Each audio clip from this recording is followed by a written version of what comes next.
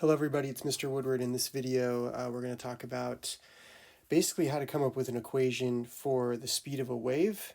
And so we're going to learn how to describe a wave in time along with a wave in space. So starting up here at the top, it says light travels in waves that can be described by their various parts and their properties.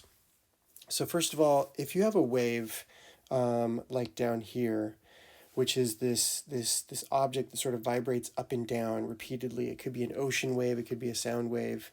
Then that vibration that's going up and down is happening in time, right? And so this down here is a graph of the time on this axis against the position of a wave.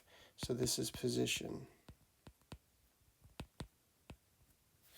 And this is happening in 1 second. And so this particular wave is repeating itself 4 times in 1 second. So each one of these repeated parts, so you can see, here is one part.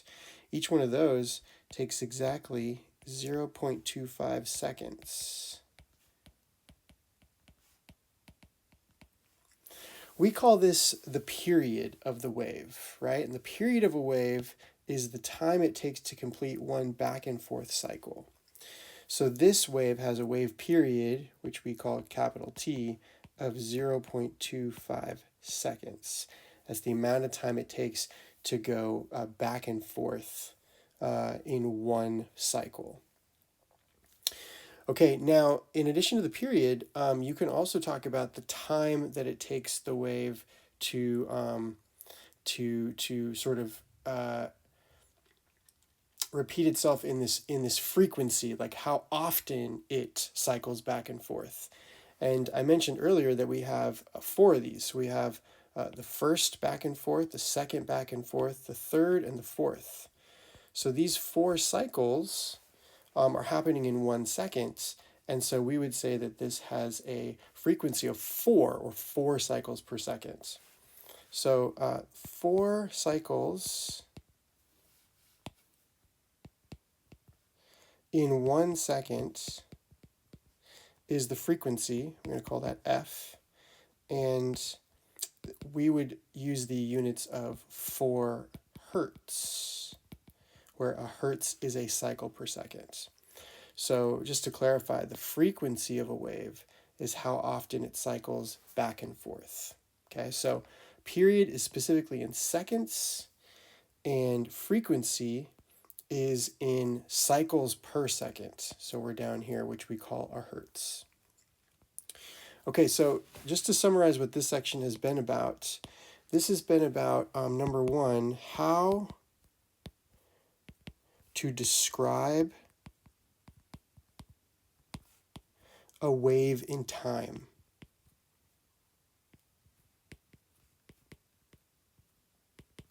Okay, 2 ways to describe a wave taking place in time: period and frequency.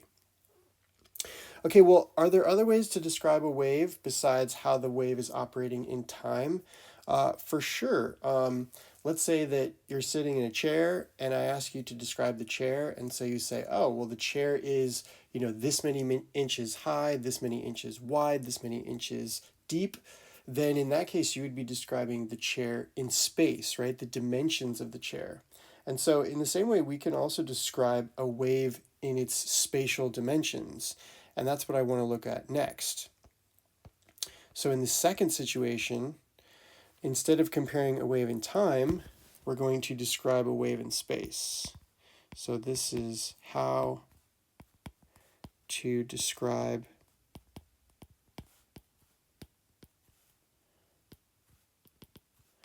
a wave in space, meaning its spatial dimensions.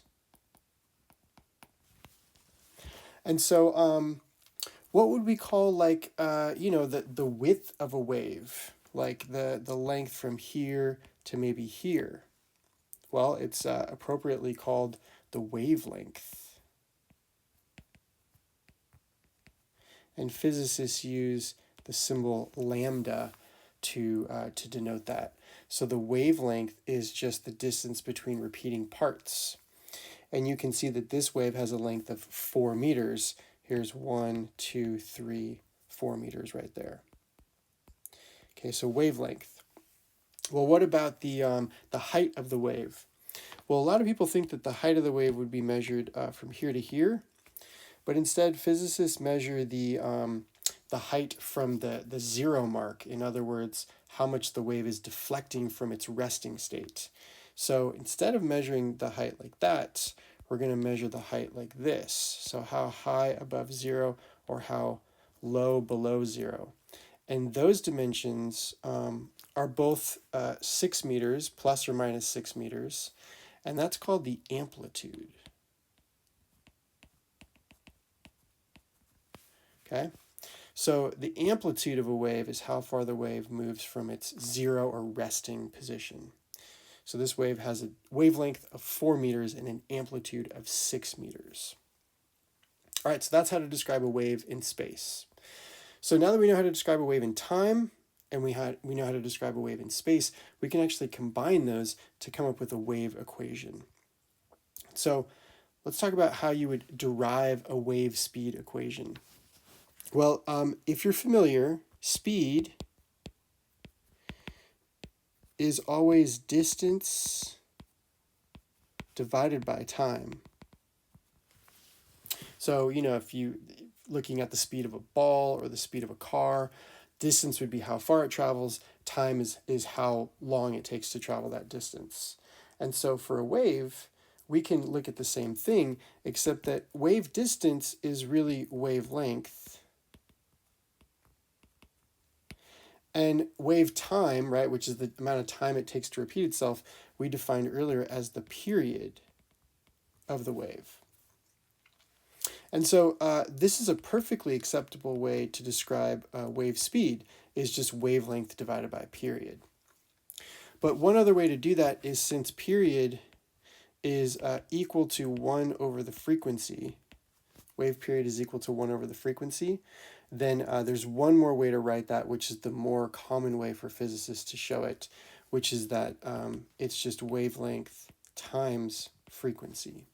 And so the most common wave speed equation that you'll see in a physics textbook is the wavelength times the frequency. And oftentimes, instead of writing speed, they'll use the letter V. So V equals lambda times F. Wave speed is wavelength times frequency, is the classic wave speed equation. And this is why it makes sense, right? It's the distance divided by the time, which gives us wavelength times frequency. In the next video, we're going to look at ways to use both this version of the wave equation or wave speed, along with this one, to solve various kinds of wave speed problems.